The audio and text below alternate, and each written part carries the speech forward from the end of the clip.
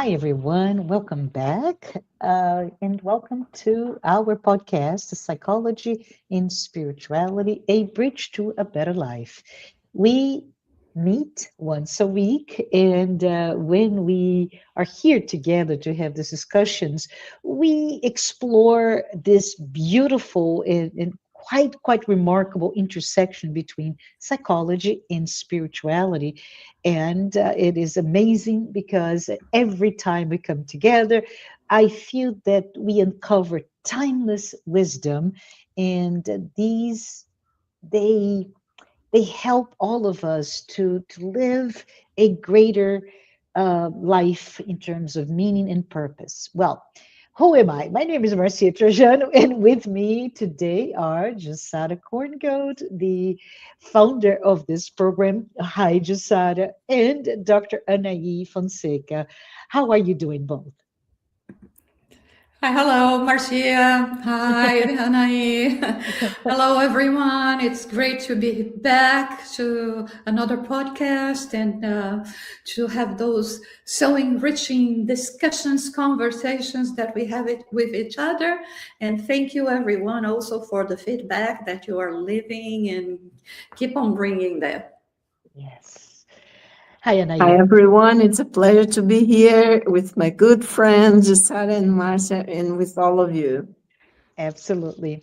Well, I wanted to bring something interesting today, and I just want to before we start, because this is a psychology and spirituality discussion, and we often see ourselves using references to movies, art, sculpture, paintings, etc. And I wanted just to explain why it is so endearing to me when we do that. And it's because, if you will, our souls, they don't really speak in definitions, right? It speaks in images. So it is interesting when art, as expressed in movies, for example, will allow us to see some inner processes that are usually very difficult to see. So when we talk and reference a film or a painting, it's not that we're here to talk about movies, but it's because it really helps us to recognize ourselves in the same process. And I would say they are really mirrors of our consciousness. Um, e- e- they express inner movements that can be fear, conflict, or desire, or even in the case of our podcast, transcendence and healing. So we're here today to contemplate together the psychology and spirituality of a concept that is quite interesting, captured in a book and a movie. So, are we ready? Are we ready for that? um, Wanted to bring the idea that throughout history, humanity has created images of idealized places. So we can talk about utopia, paradise, Garden of Eden, right? Or even a perfect island, hidden kingdoms, or even I love the idea that comes to our mind is somewhere in hidden underneath forest, some cities of gold. And it's interesting for us to think about it because those images, they do not come to us by chance. They are actually an expression of this deep need within us, the human spirit, to search for meaning, for balance, and the transcendence that we talked about. So we're here today, and that's our proposal, to discuss an interesting movie, and it may be dated. It was filmed in 1970s as a musical, right? And its title is Lost Horizon. I don't know if any of you here with us today have seen it. I say go for it, find the information. It will be contained in our description of this episode to see if you agree, if you see the same things. But Lost Horizon, and I saw as a child, it is an interesting movie because it was first brought to us as a book and then a movie in the 1930s. So interesting from a context, but brought back as a reinterpretation of the myth of Shangri-La, right? So what is it? It's just you find a story taking place in an isolated, quite harmonious valley. And because it is isolated, think in terms of the Himalayas, right? That mountain, and all of a sudden there's a secret place that it lives outside our own concept of time, more than the idealized, exotic um, island, right? This the setting, Shangri-La in this case is a symbol, and it points to us from a movie perspective this dialogue between spiritism, spiritualization, symbolism, psychology, and quite frankly, the spiritual experience of being human. So I'm here to talk about the idea of Shangri-La, right? And what is it? Why is it so important to us to talk about this idea, right?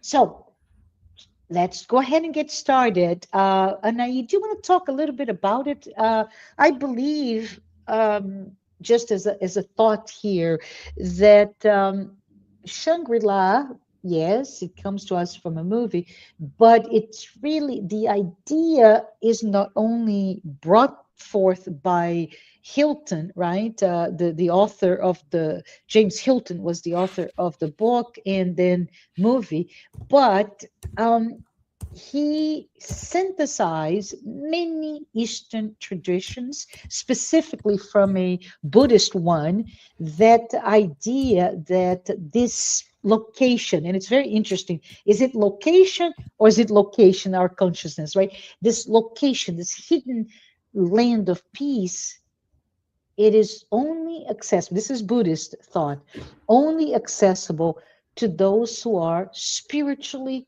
prepared to access. So it's very interesting, right? In this utopian, this mythical place, according to Buddhism, is governed by harmony, moderation, compassion. So it really exists in our consciousness, more than in a place, a geographical place. So let's talk about, can we recognize that place? Do we live in that place? How can we get to that place of harmony and peace?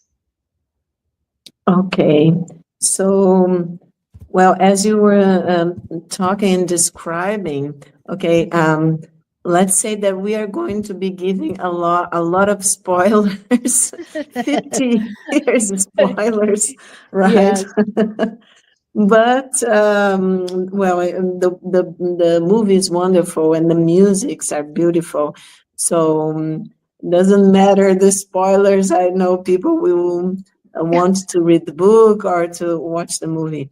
But the thing is that, Marcia and Jussara, I have found it so interesting to see it again many, many years after the first time, of course, decades after the first time, because the movie in the 70s, something, beginning, I think, of the 70s, of what the United States and other parts of the world were still with wars and things like that, right, happening, and a lot of conflicts.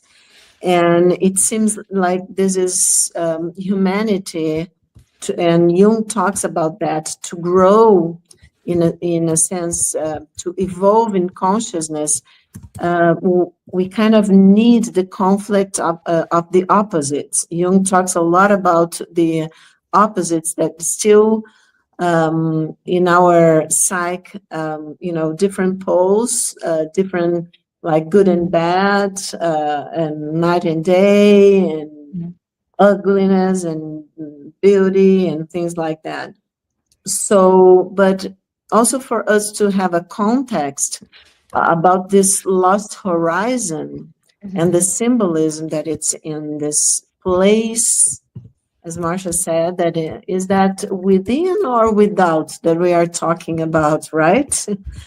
um, and actually, I think it's both because Jung talks a lot about the zeitgeist, Yeah. and a lot of people have been listening to podcasts and things like that. It's pretty much in our culture to talk about the zeitgeist because in German, it's a German term that Zeit is time and Geist is spirit or mind. Mhm. So Zeitgeist would be the spirit of the times. And for Jung, I think we have to understand when Jung talks about that, he was talking about in his time after two world wars, Yes. right? And a lot of all that craziness that had been going on. So when he talks about that, of course, all the development in technology and science that happened after that, or during and after the wars. So he says that the spirit of his time, right, Mhm. was that very materialistic and pretty much concerned with the materialistic science. But thanks Mhm. God we are living this paradigm, but that's for another podcast, Yes. right? And also very, rational and very superficial in a sense, because Mhm. it's of course when we have like traumas, psychologically speaking, traumas in this so deep traumas like wars, like pandemic, things like that, that Mhm. globally we are very traumatized, and we are faced with the worst of our fears. For instance, what happens is that the ego, we are talking also about the ego, right? The ego develops to adapt to this life, and it's Yes. kind of imprisoned in time and space, in this space that we live in this time. So what happens is that the ego defends itself. And of course, all right, so I heard it. I was hurting, and I was very scared of dying. For instance, I was very angry and resentful with what was going on. So I protect myself. And then I say, maybe, of course, we had developed nuclear power and all of that. So then I think, well, I mean, human beings, right? Could think, I think we had kind of an inflation of the ego, that we found Mhm. ourselves really powerful, really smart. And because we learned so much about the powers of nature, the physics and all of that, and we learned so much that we built a lot of weapons. That's so silly if we think of Mhm. spiritual growth, right? But what I mean is that all that was Jung's context after Mhm. two world wars. And so what he says, Marcia and Jussara and everybody else, is that it's kind of if you get stuck in the spirit of the times, Mhm. thinking only in these terms of ego terms, because we cannot forget the spirit of the times is also all about collective consciousness, the Yes. conscious that is in the collective, not the unconscious. And so the modernity, the rational mindset, we could say. So Jung says that this is an opposition in the spirit of the times, in opposition to what he called the spirit of the depths. I love that because when he talks about the spirit of the depths, he's talking about you know what, spirit of the depths would represent the timeless, the archetypal, what we were saying, and often neglected by by our ego. So the profound wisdom that we have, you know. And of course, when he talks about this archetypal dimension, we are talking about our higher selves, right? And I would love for Jussara to give the spiritist point of view of that.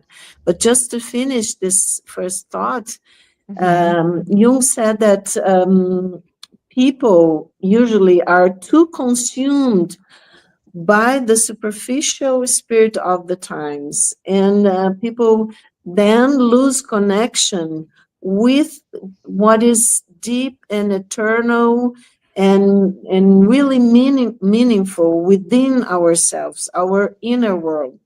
So I would say to start that the lost horizon, we can think symbolically and as a metaphor, of course. And I love that you said that our psyche works, actually talks, let's say the language is Yeah. images, right? As in dreams, for instance, and we are um, gathering, I think we say, like we are thinking about anything and wondering about things. So what happens is that we have this beautiful metaphor in this movie that we have lost something so precious, that to find this thing, when it usually is after a very deep conflict, as in the beginning of the movie, right? Hmm. They are flying from a war zone, Right. and then the plane crashes. Spoiler alert, 50 years, but and they found themselves in this mountain that it's very symbolic, of course, because mountain is ascension. Yeah.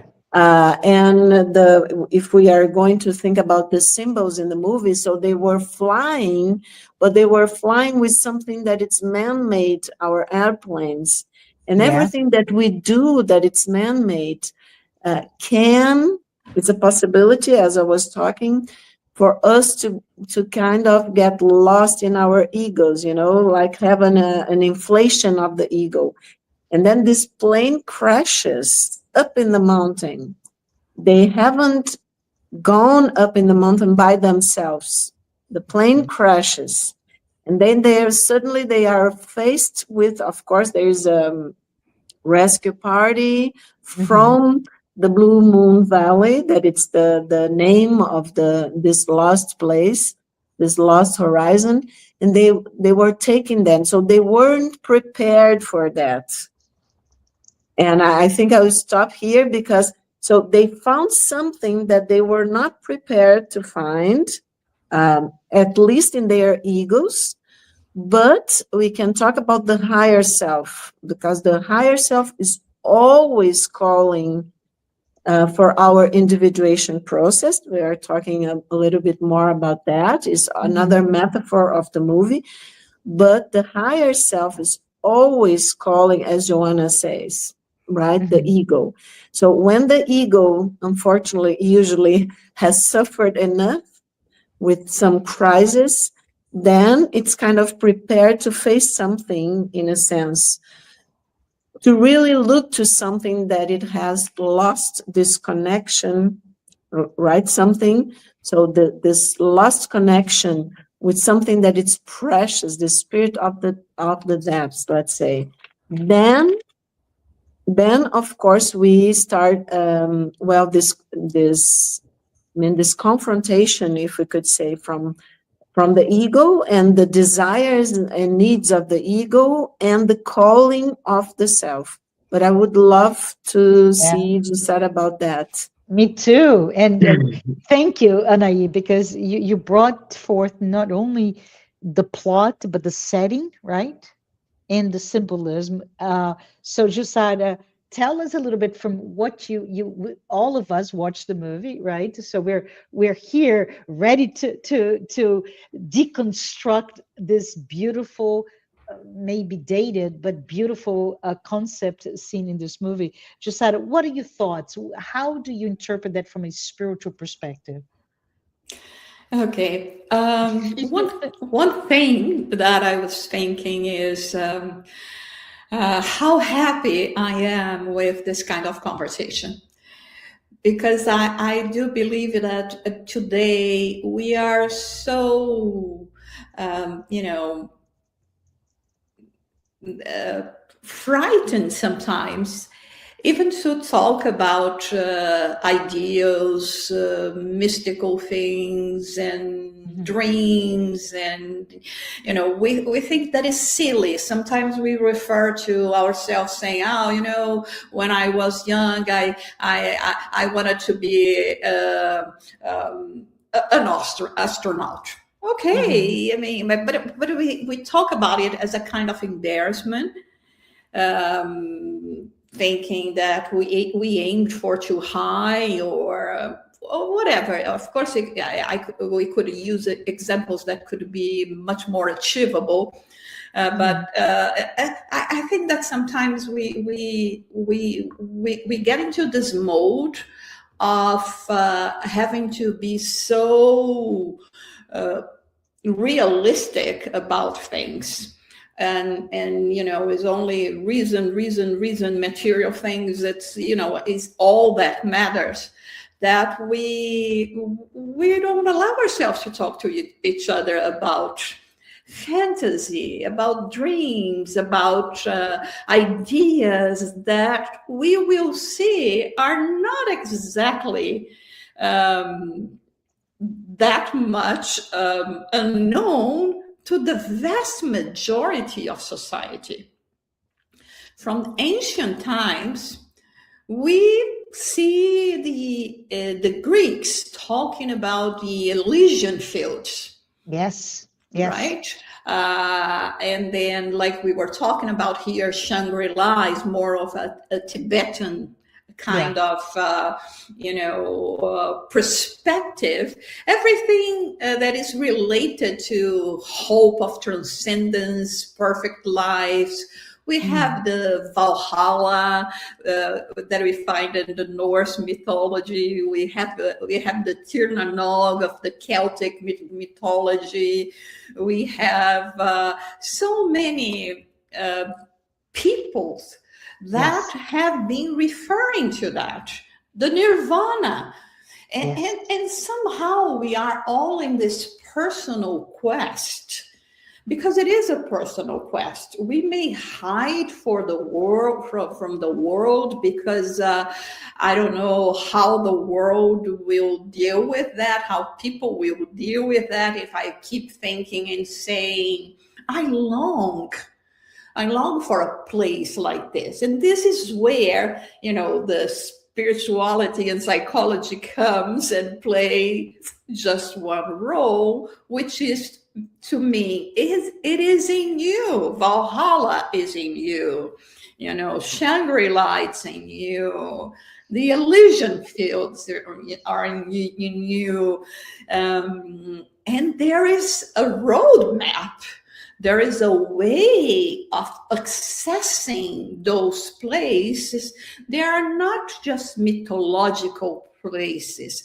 Those are places that, like Dr. Anahy Fonseca can talk to us about, the young perspective in terms of, the archetypes, in terms of, this process of individuation, which is exactly to leave us to this horizon that exists and we do not know. When we talk about spiritism, it's the same thing. You are the essence of a creator. You have to go and search for this essence. So it's like, a board game sometimes for us, right? We advance 3, 4 places, and then it's 2 backwards, and then there, you have to wait a little bit, because it's not your time to because you missed something, so you cannot play for 2 rounds. all of that for us to value. And so when we watch this movie, The Lost Horizon, I mean, you can lost from so many different perspectives. You know, people who do not dream, who are very dry and bitter with themselves, probably will say, ah, it's just nothing, you know. But for us who allow ourselves to dream, to believe, to understand that there is something more, and we have been seeing that in history. There has been something more, one generation after the next. Maybe, of course, it's not the illusion fields yet, but we are advancing fast in this direction. So it is good to see a society where they give value to what is really valuable for you in terms of living, in terms of growing, in terms of, you know, evolving and finding inner peace. So I think it's just extraordinary. And when I watched the movie for the first time, I was so amazed in thinking, wow. Yes, yes. Marcia and Jussara, may I Sure. ask you guys a question? Sure. Because you are in the US, and I have listened to many podcasts because I investigate the collective unconscious. I have a research going on. So, and I have listened to many podcasts from people in the United States, and a lot of great things, great stuff. But one of the things, thinking about the zeitgeist of our times, that I think it's, of course, we have a lot of conflicts still going on, right? And a lot of crisis. And but there is something different, I think, from Jung's time, that it's this spiritual awakening. Just for this kind of podcast that we do and many others around the globe, talking about spirituality and in different contexts, not only in one certain religion, but spirituality in general, spiritual development, and people very interested, millions of people watching this kind of podcast. But I thought I found something very interesting. A lot of people talking. I was listening to Jussara now, and it came to my mind. A lot of people talking in some podcasts about spirituality, that we are like prisoners of a matrix. I don't know if you have heard this kind of things, because the movie's cool. It's fantastic. Matrix, the movie Neo, the character. That's another movie, but that we are talking about. But this one, everybody knows, everybody. But so many people are using this term matrix, and as if we are stuck here, as if the free will really doesn't exist, because we are stuck here and we are. Well, I have heard, including that some beings from outside of the planet were responsible for putting us here in this planet, in this reincarnation cycles. So I have heard a lot of, and you guys were talking about fantasy imagination. And for Jung, fantasy imagination is a psychic reality. It's not that it's a reality in the outside world, but it's a reality for the psyche. And we have to pay attention to this kind of images and in ourselves and in the collective. So I was listening to Jussara and thinking, Jussara, why is so difficult? And I would love for you to bring to us Kardec's and other spiritist authors, as Joanna de Angelis, the thoughts. Why is so difficult to us to think that we are here in this matrix, if you want to think of a matrix, okay, that is created actually by all of us, because thinking and imagining, as we know that in other spiritual dimensions, that are not so material as our this dimension. The thought creates, right? It really creates the environment that the spirit is in. So, and here our imagination creates. We know a lot of fictional, for instance, science fiction, movies, books, that they anticipate a lot of technology that comes some years later. So that's imagination, and that's beautiful in humankind, because we imagine, we put a lot of thoughts and a lot of and actually science also needs imagination, intuition, all of that, for us to observe nature and to try to understand its principles. That's science, a rational observation of nature and its laws, right? But we need imagination. So we fly now with airplanes and all of that, because we observed in many centuries ago the birds, right? And then we imagine ourselves flying. So what I was wondering, listening to Jussara, is why, and also considering this lost horizon, this lost connection with the spirit within, the spirit of the depths, our higher selves, why can't we be humble and understand that we have asked for this incarnation, that we have asked for this kind of challenges, because we want to evolve spiritually.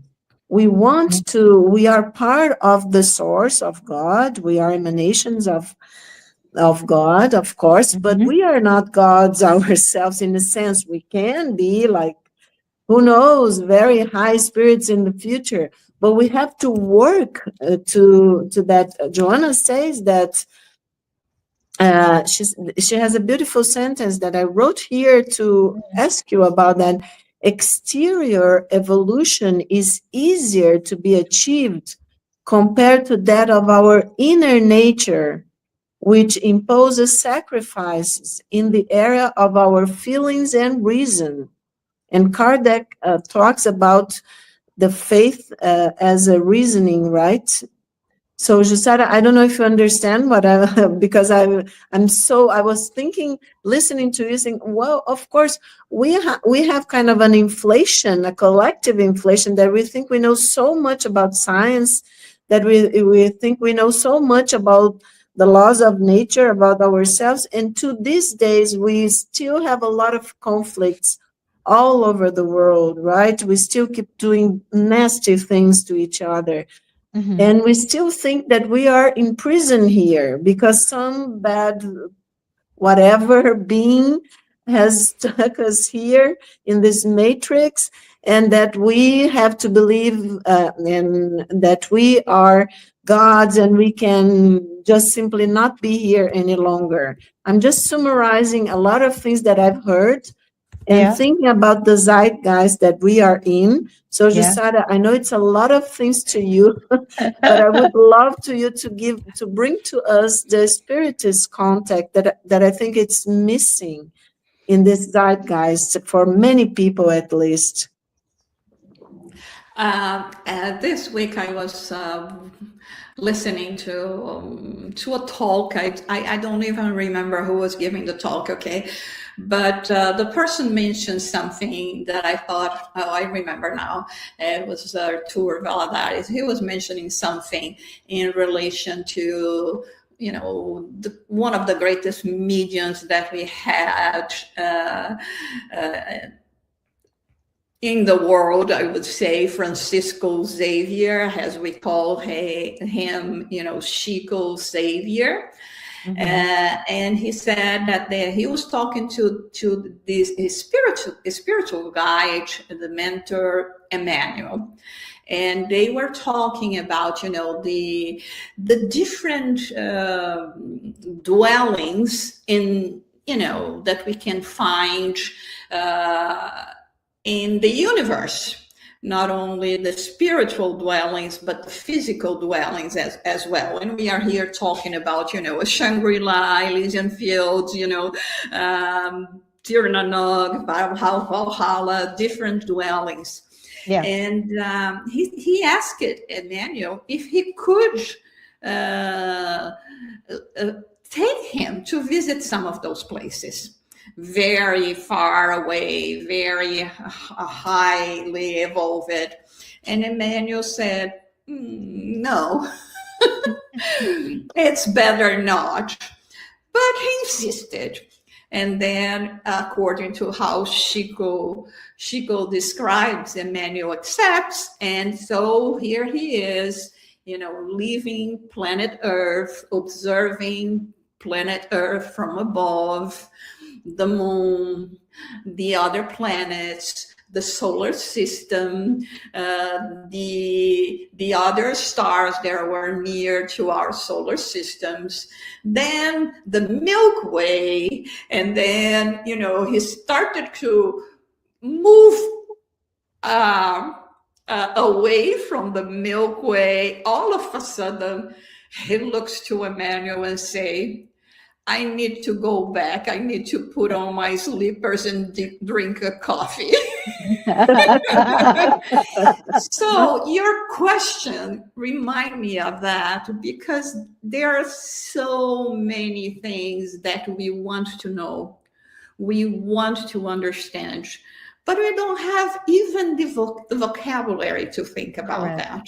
Yeah. And we still cannot acknowledge that everything that we have on our material world is merely a copy of what we have in spiritual, more evolved worlds or other worlds. I remember in one of the books by this, received by the medium Chico Xavier, dictated by the spirit Andrew Lewis, where he is in one of those dwellings, and then he looks at a painting in the office of this spiritual mentor, and he said, "Oh, this painting is so beautiful. I saw the original in a museum on Earth." And then the mentor said, "Well, this one is the original."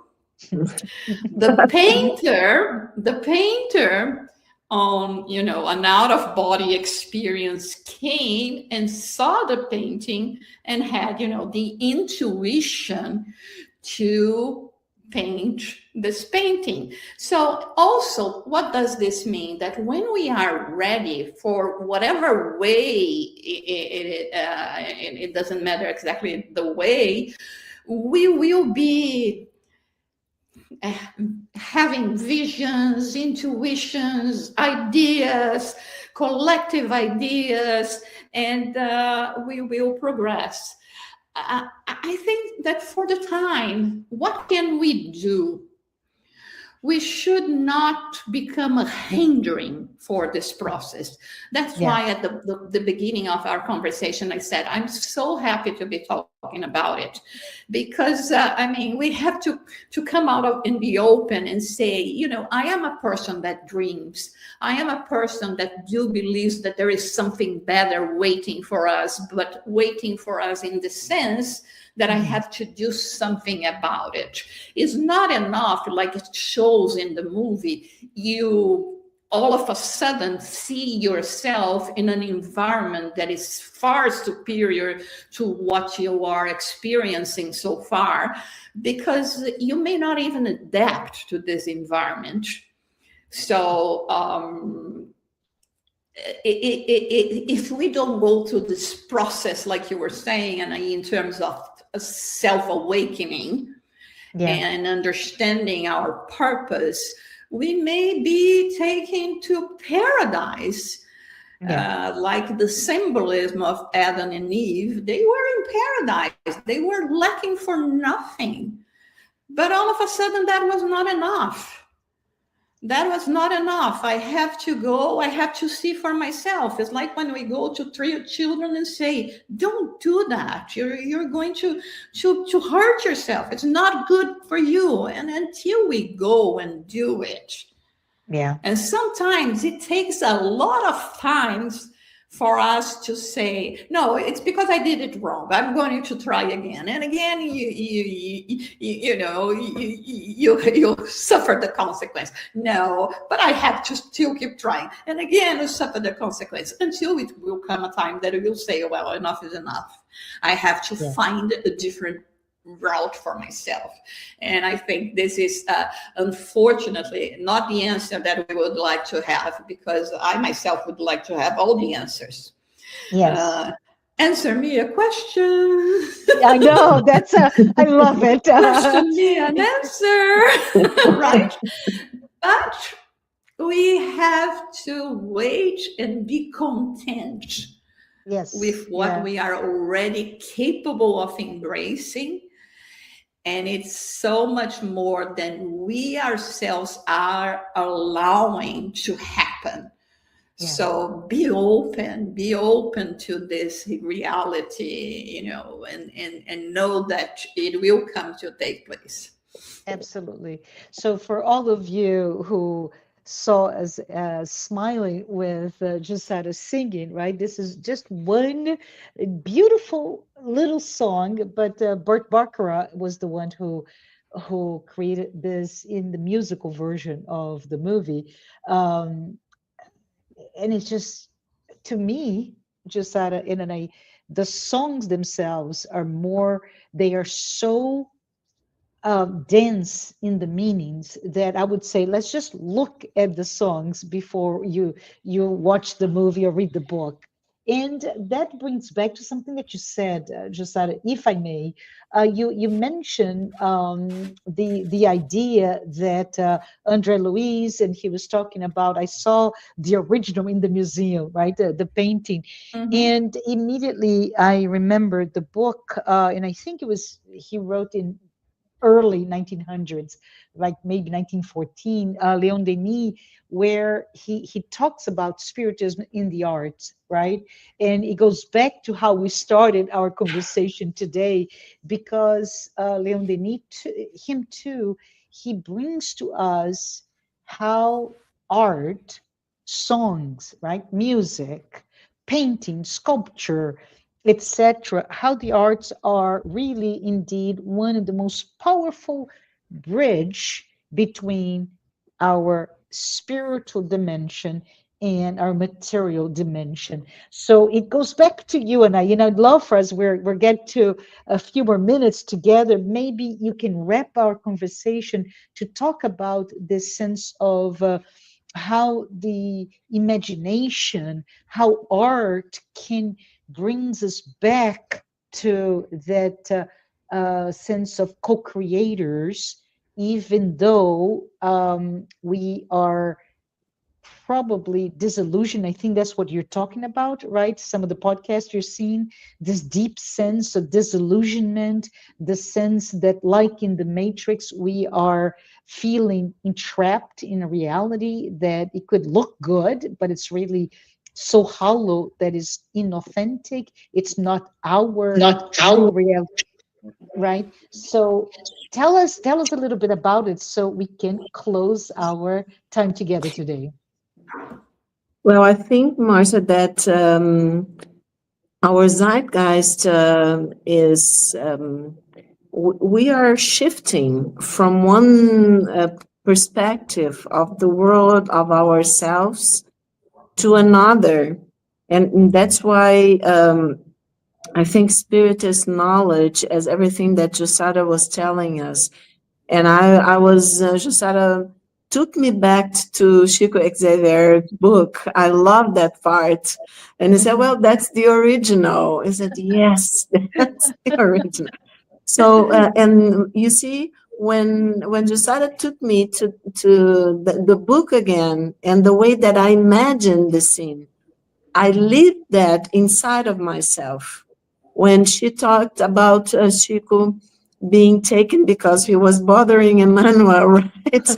Take me there, I want to see, and all that. And okay, then his mentor took him to out of in space and all of that. And he realized that was too much for him.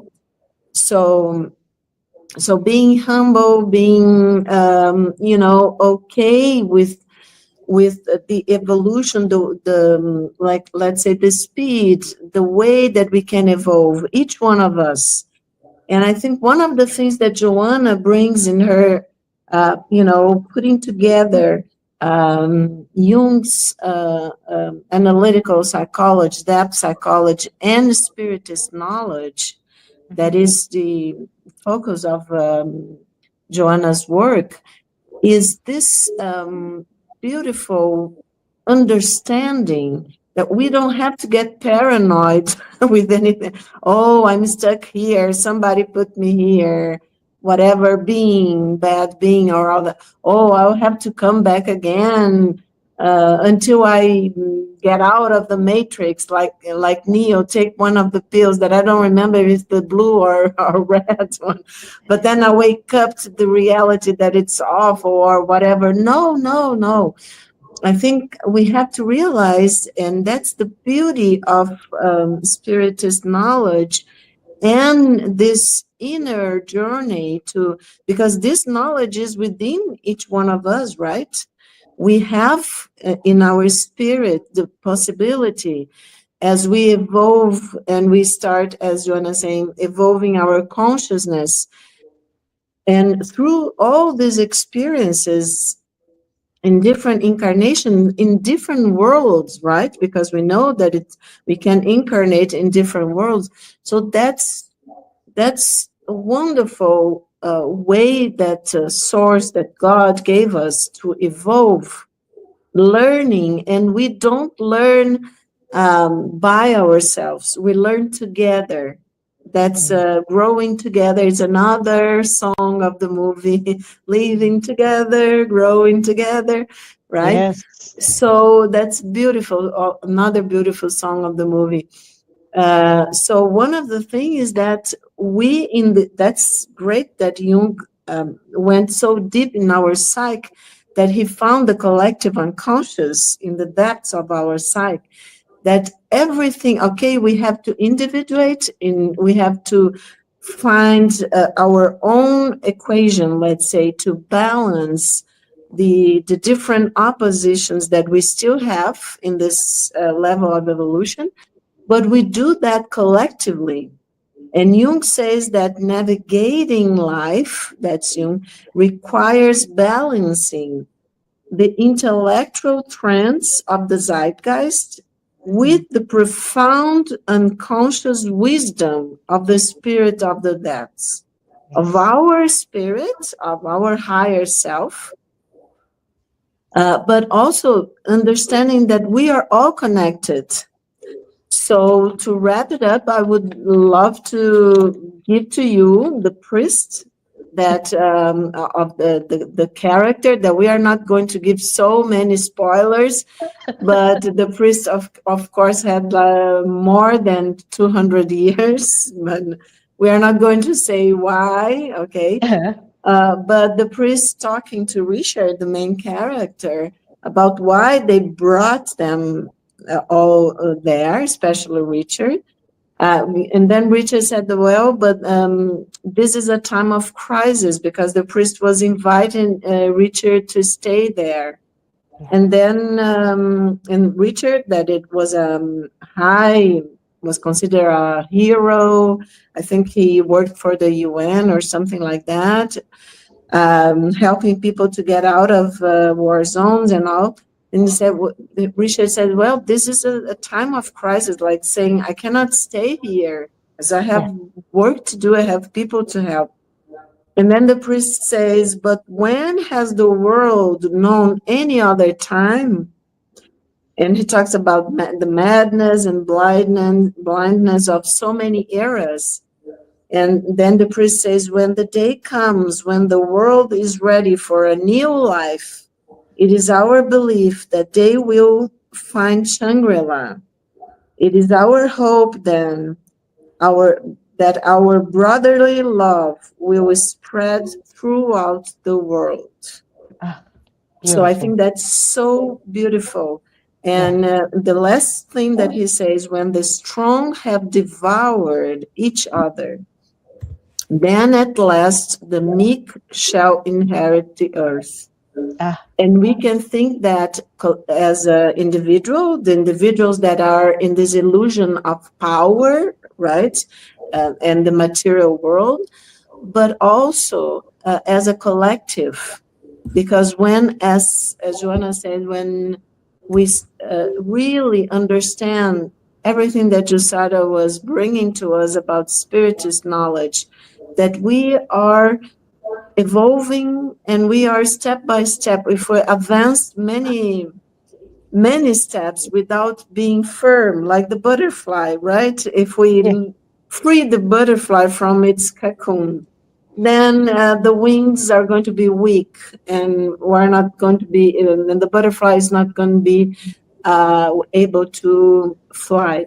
So let's do that. Let's stop with this image of trying to be better than others.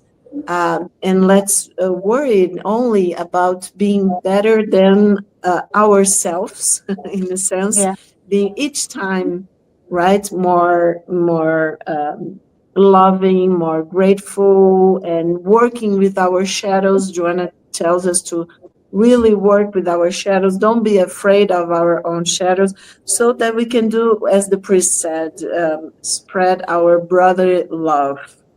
love it, love it. Just to recap from our early conversation, right? We often, as we see in podcasts, et cetera, different discussions, that we feel trapped in this life that we call this incarnation, we call life. But I believe in our conversation we do that because we chose it, but while we may remember meaning, we forget method, right? And we're talking about shadow work as just one of the methods.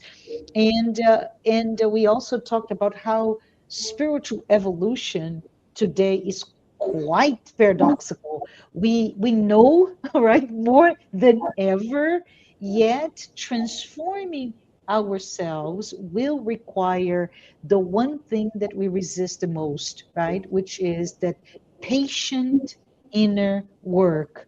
So let us all remember Kardec's rational faith, right? It will not remove the effort, but it will give us consolation, give us a sense of dignity. So the prison that Anahy was talking about is not life or the crisis, but perhaps our resistance to the kind of work that we need to in order to grow. Whew. Anyways, this is what came to my thoughts based on our conversation today. I want to thank you both, Anahy and Jussara, and I echo your words, Jussara. I really appreciate the ability for us to come together and talk about these topics. But for you who are here with us. If this was the first time that you're listening to a program, just a reminder, the Psychology in Spirituality weekly talks are weekly talks based on the work by Joanna DeAngelis. And I hope that this conversation left some nuggets of wisdom for you to either read the book, watch the movie, or listen to the songs. Thank you both. Thank you also our sponsors, Mansão do Caminho, the United States Spiritist Federation, the International Spiritist Council, AMI Brazil. Thank you and so long, everyone. Bye. Bye bye.